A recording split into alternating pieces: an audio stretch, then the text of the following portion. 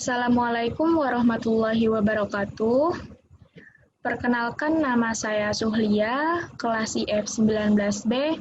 Teman saya Belin Harima Agtira, kelas IF 19B, dan Tania Puspa Rahayu Sanjaya, kelas IF 19B. Oke, di sini saya akan mempresentasikan tentang struktur dasar sistem operasi.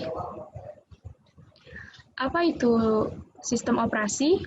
Sistem operasi adalah software lapisan pertama yang ditempatkan pada memori komputer pada saat komputer dinyalakan. Sedangkan software-software lainnya dijalankan setelah sistem berjalan.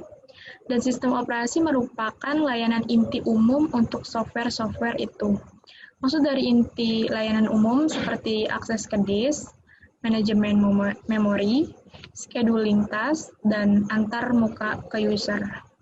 Sehingga software tidak perlu lagi melakukan tugas inti umum tersebut, karena dapat dilayani dan dilakukan oleh sistem operasi. Nah, di sini ada struktur dasar pada sistem operasi. Struktur dasar pada sistem operasi ini terbagi menjadi 5 struktur. Yang pertama, monolithic system. Produser ini terdapat di dalamnya kernel atau inti.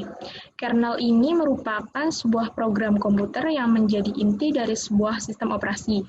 Dengan menggunakan konsep kernel loadable modul guna pengembangan, pengujian, dan fleksibilitas pada sistem operasi. Produser dapat saling dipanggil oleh produser lain di sistem jika diperlukan, dan kernel berisi semua layanan dan disediakan di sistem operasi untuk penggunanya. Lanjut, untuk contoh monolithic system. Yang pertama ada MS-DOS, merupakan sistem operasi yang menyediakan fungsional dalam ruang yang sedikit. Yang kedua ada Unix, merupakan produser yang saling dipanggil oleh produser lain di sistem jika diperlukan, dan kernel berisi semua layanan yang disediakan di dalam sistem operasi untuk penggunanya. Dan di sini juga ada keuntungan monolitik dan kerugian monolitik sistem. Di sini ada keuntungan monolitik sistem, yaitu layanan dapat dilakukan sangat cepat karena terdapat di satu ruangan alamat. Dan di sini juga ada kerugian monolitik sistem, yaitu pengujian dan penghilangan kesalahan sulit karena tidak dapat dipisahkan dan dilokalisasi.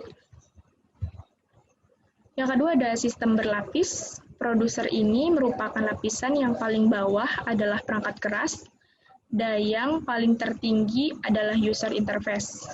Sebuah lapisan adalah implementasi dari objek abstrak yang merupakan enkapsulasi dari data tersebut.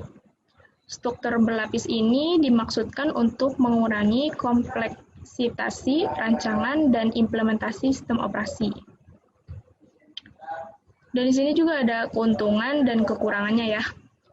Dan untuk keuntungannya, memiliki semua keunggulan rancangan modular, yaitu sistem dibagi menjadi beberapa modul, tiap modul dirancang secara independen.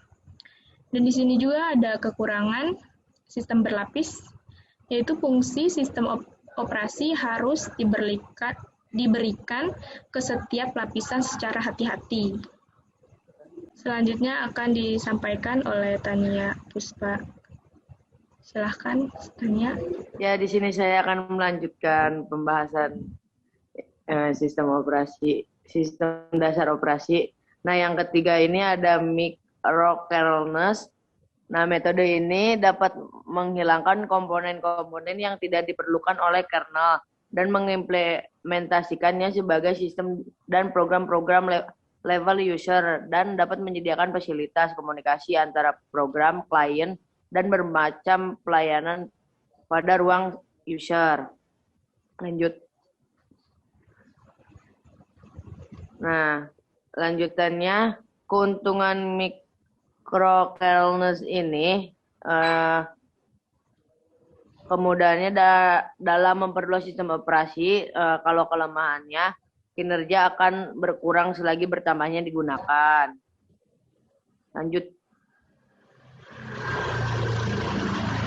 Nah, yang keempat ada modular, sebuah kernel yang mempunyai kumpulan komponen-komponen inti dan secara dinamis terhubung pada penambahan layanan selama waktu boot atau waktu berjalan, sehingga strateginya menggunakan pemanggilan modul secara dinamis.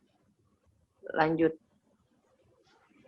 Nah, yang kelima ada sistem mesin maya. Mesin maya mempunyai sistem time sharing yang berfungsi untuk menyediakan kemampuan untuk multi-programming dan perluasan mesin dengan antarmuka yang lebih mudah. Nah, yang selanjutnya akan dibahas oleh Belin.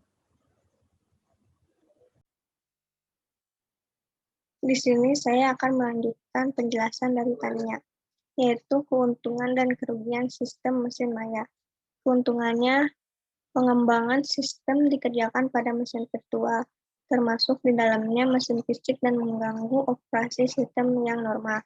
Sedangkan kerugiannya yaitu konsep mesin virtual sangat sulit untuk mengimplementasikan kebutuhan dan duplikasi yang tepat pada mesin yang sebenarnya.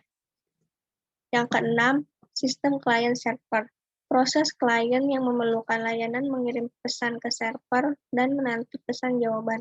Proses server setelah melakukan tugas yang diminta, mengirim hasil dalam bentuk pesan jawaban ke proses klien. Server hanya menanggapi permintaan klien dan tidak dimulai dengan percakapan klien. Keuntungan dan kerugian sistem client server. Keuntungannya yaitu kemampuan diatasi untuk digunakan dalam distributed system. Sedangkan kerugiannya itu layanan dilakukan lambat karena harus melalui pertukaran pesan. Yang ketujuh, sistem berorientasi objek. Pada sistem yang berorientasi objek ini, layanan diimplementasikan sebagai kumpulan objek. Objek mengkapsulkan struktur data dan sekumpulan operasi pada struktur data itu sendiri. Tiap objek diberi tipe yang menandai di properti objek seperti proses, direktori, berkas, dan sebagainya. Keuntungan dan kerugian sistem berorientasi objek. Keuntungannya yaitu terstruktur dan memisah antara layanan yang disediakan dan implementasinya. Sedangkan kerugiannya yaitu sistem operasi Microsoft Windows telah mengadopsi berorientasi objek tetapi belum keseluruhan. Mungkin cukup sekian dari kelompok kami. Mohon maaf bila ada kekurangan. Wassalamualaikum warahmatullahi wabarakatuh.